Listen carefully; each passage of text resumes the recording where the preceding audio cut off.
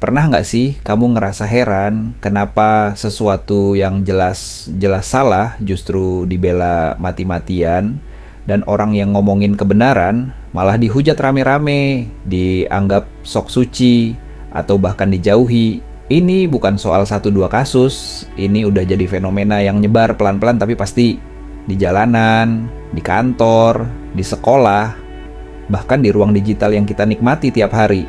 Dan lebih parahnya lagi, kita mulai terbiasa, mulai merasa itu semua biasa aja, mulai menganggap bahwa ya emang gitu cara hidup sekarang, udah jadi budaya, udah jadi kebiasaan, bahkan jadi bahan bercandaan. Inilah yang disebut sebagai normalisasi kebodohan, kondisi di mana sesuatu yang jelas-jelas merusak logika, akal sehat, dan moral malah diterima sebagai sesuatu yang wajar, bahkan dianggap keren atau anti-mainstream. Contohnya gampang banget, hoax. Ya, hoax udah kayak makanan sehari-hari, nyebar di mana-mana, apalagi lewat grup keluarga yang isinya kadang lebih serem dari acara investigasi kriminal. Ada berita tentang vaksin bikin magnet, ada cerita tentang tokoh yang katanya keturunan nabi, bahkan ramalan kiamat yang entah udah keberapa kalinya muncul di tahun yang sama. Dan yang lebih bikin miris, orang-orang percaya, lalu nyebarin lagi, tanpa mikir panjang, tanpa cek dulu kebenarannya, tanpa tanya ke sumber yang benar. Dan pas kita coba jelasin kalau itu salah, malah kita yang dianggap sok pinter, dibilang gak percaya agama, bahkan kadang diblokir karena dianggap nyebarin pikiran sesat. Padahal yang kita lawan itu bukan orang, tapi cara berpikir, pola pikir yang malas kritis, malas cari tahu, malas mikir, dan lebih suka ikut-ikutan apa yang lagi rame, apa yang katanya dari ustaz viral, atau tokoh panutan yang followersnya udah jutaan. Nah, disinilah akar masalah mulai kelihatan. Ketika pendidikan kita lebih banyak ngajarin hafalan daripada pemahaman, lebih banyak nilai angka daripada proses berpikir, maka lahirlah generasi yang jago ujian, tapi bingung ngadepin kenyataan, bisa jawab soal matematika, tapi nggak bisa bedain mana berita asli, mana bohong. Sekolah kadang jadi tempat ngikutin aturan, bukan tempat mikir bebas, debat sehat, atau nanya kritis. Guru dihormati bukan karena pemahaman yang dalam, tapi karena posisinya yang dianggap lebih tinggi.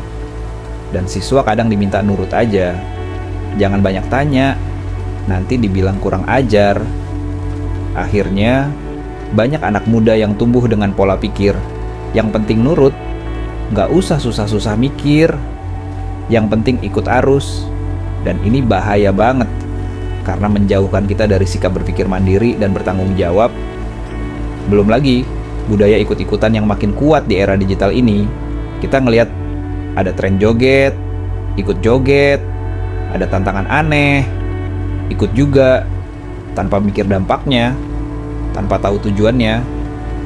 Bahkan kadang sampai membahayakan diri sendiri. Tapi karena semua orang ngelakuin, kita ngerasa harus ikutan juga, biar nggak ketinggalan, biar nggak dianggap cupu. Dan ini nggak cuma berlaku di kalangan anak muda, orang dewasa juga banyak yang kena sindrom ikut-ikutan ini. Apalagi kalau udah nyangkut soal politik atau tokoh publik. Fanatisme bikin orang susah diajak mikir, susah diajak diskusi. Semua hal yang dilakukan idolanya dianggap benar, meskipun jelas-jelas salah. Dan kalau ada orang yang berani kritik, langsung diserang, dicap haters, dibilang buzzer. Kita mulai hidup di zaman dimana kebenaran itu tergantung siapa yang ngomong, bukan tergantung isi atau faktanya. Dan ini jelas-jelas bikin logika masyarakat makin kacau, karena akhirnya kita nggak lagi nilai sesuatu berdasarkan benar atau salah, tapi berdasarkan siapa yang ngomong dan seberapa banyak pendukungnya. Media juga nggak banyak bantu, malah sering jadi bagian dari masalah. banyak media yang lebih suka bikin judul bombastis, clickbait, bahkan kadang nggak peduli isi beritanya menyesatkan atau enggak. Yang penting rame, yang penting viral, yang penting banyak klik dan cuan. Tayangan di televisi juga penuh sama konten yang menghibur tapi nggak mendidik.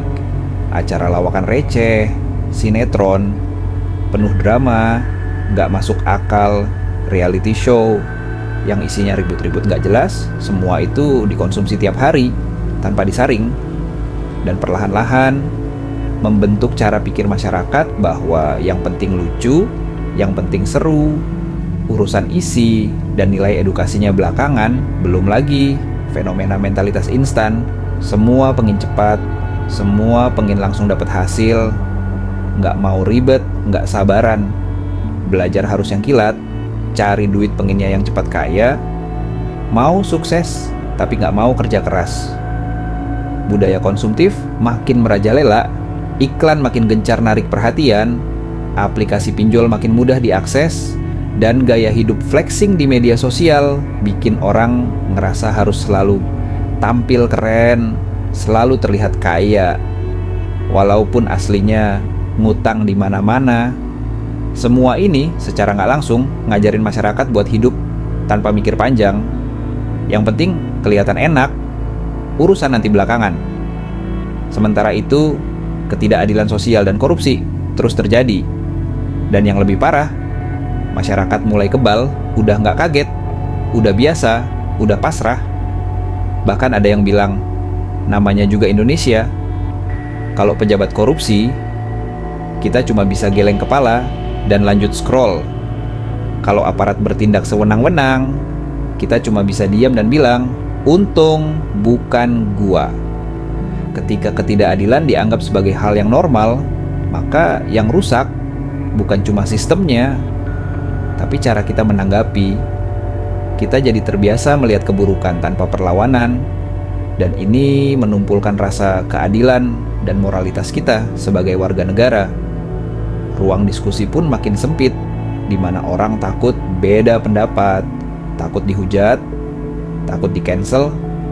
Akhirnya semua orang main aman, nggak mau bahas yang penting-penting, nggak mau angkat suara soal hal yang salah.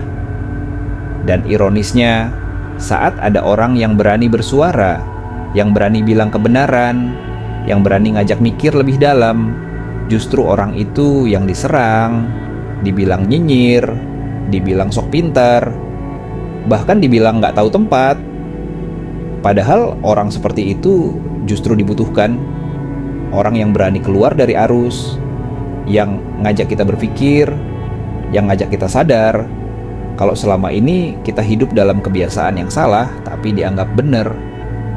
Kalau ini terus dibiarkan, generasi ke depan bisa tumbuh tanpa kemampuan berpikir kritis, tanpa empati, tanpa logika, dan cuma bisa ngikutin tren dan arahan dari pihak-pihak yang lebih kuat dan lebih berkuasa.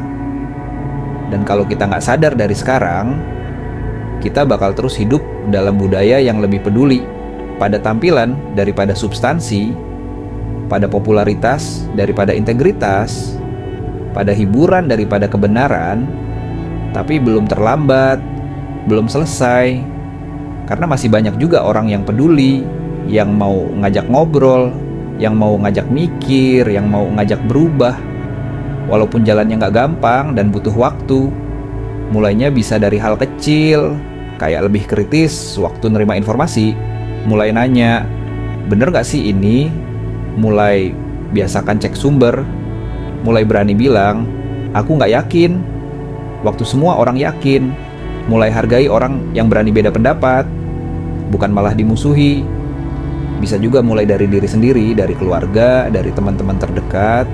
Mulai bangun kebiasaan ngobrol yang sehat, saling menghargai, bukan saling menjatuhkan. Dan pelan-pelan kita bisa keluar dari lingkaran normalisasi kebodohan ini. Karena kalau bukan kita yang mulai, siapa lagi?